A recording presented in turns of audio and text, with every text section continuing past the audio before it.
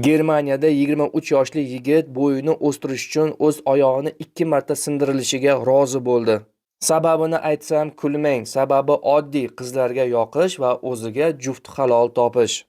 Oyoqni sindirish orqali bo'yni o'stirish hozirgi zamonaviy jarrohlik amaliyotida qo'llanib kelayotgan operatsiyalardan bittasidir, lekin bu operatsiya juda ham og'riqli hisoblanadi. Yigitning bo'yi 171 sm bo'lgan va bundan u juda ham qattiq iztirob chekkan. U bo'yini 20 sm ga o'stirmoqchi bo'lib, jarrohlik amaliyotiga rozi bo'lgan. Natijada vrachlar uni oyog'ini 2 marta sindirib, unga metall shtiftlarni qotirishgan.